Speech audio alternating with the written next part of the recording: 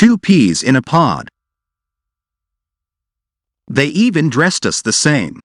My mother said that it was easier for her just to buy two of everything.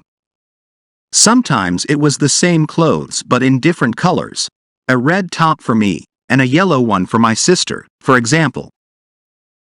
When they did that, we swapped the clothes so that they still couldn't tell us apart. Not even our parents could tell us apart. Our school teachers never could. And then there were our names. It was crazy. They called us Edie and Evie. Even our names were almost identical. Two peas in a pod, they called us. Two drops of water. Sometimes we couldn't hardly tell ourselves from each other. At least when we were small. But as we grew up, things began to change. Everybody thinks identical twins are, well, identical. But if you're a twin, you'll know that it's not true. Physically, yes, we were almost identical. I say almost, because there was the birthmark.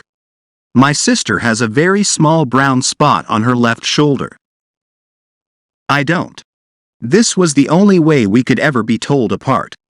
But other than that, twins, even identical ones, are different inside. I think we started to change when we started school.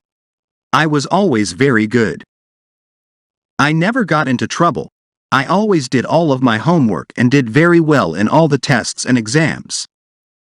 Evie wasn't like that. Evie was always getting into trouble.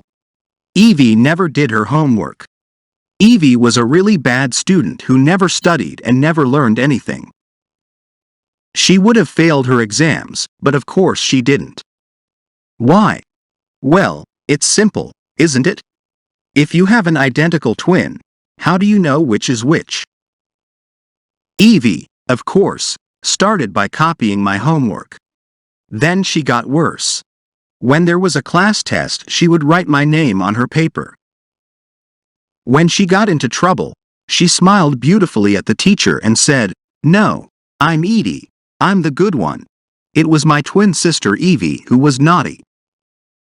They never took us seriously. We were only small children after all. There was no harm in being a bit naughty. Everyone used to laugh.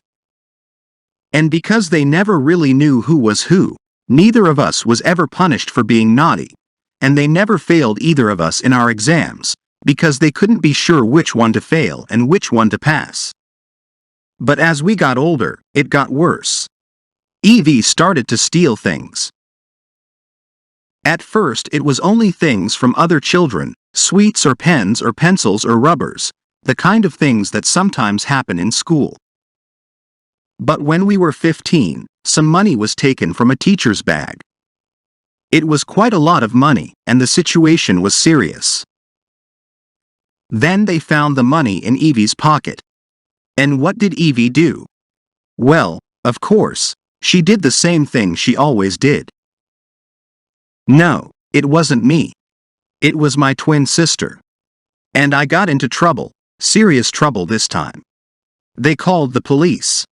They tried to expel me from school. It was only when our parents came in and pleaded with the head teacher that they agreed to drop the charges and say nothing about it. We were lucky that time. But the trouble didn't stop there. Evie was always playing truant, not going to school. Then when she came in again, she accused me of lying. She said that she was Edie, and that I had given the teachers the wrong name when they called the register. I thought about telling everyone about the birthmark on her shoulder, that they should check the birthmark to make sure who was who. That would solve the problem. I don't know why I didn't. Identical twins are always very close, and even though I knew she was bad, I didn't want to get her into trouble. Perhaps also because I knew that trouble for her also meant trouble for me. After we left school, I began to worry more. I got a job working in an office. It wasn't an interesting job, but it was okay. I worked hard in the office, I did well and was going to get a promotion. Evie, on the other hand, did nothing. She never got a job. She used to come and ask me for money. She often disappeared for long periods of time. I didn't know where she was. This was bad, but it was worse when one day I looked at my passport and found that I had Evie's. I didn't know where she was, but obviously she had taken my passport to get there. Wherever she was, and whatever she was doing, she was pretending to be me. Eventually it happened.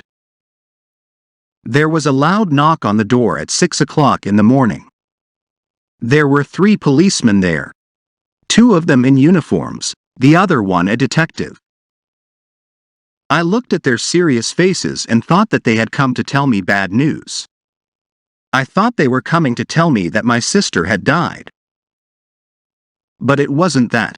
They asked me to come to the police station with them. I understood that I couldn't say no. They said that they didn't want to arrest me just yet, but that if I refused to help them, they would arrest me.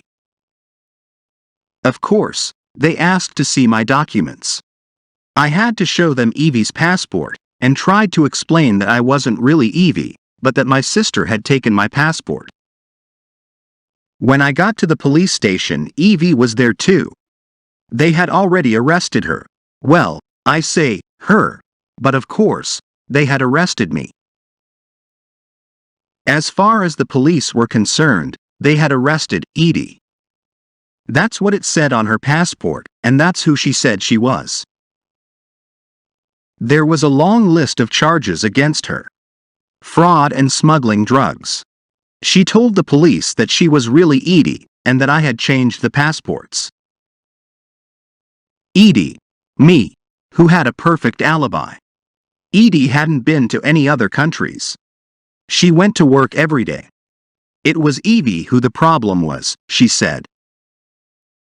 The trial lasted for days, with even the judge and the lawyers getting continually confused about who was who. Eventually, they convicted her. 10 years. I still go to my job every day. I'm still free. I never go to visit my sister in prison. I'm afraid that she might show someone that she doesn't have a birthmark on her left shoulder. Then someone might look, and they will find that I do.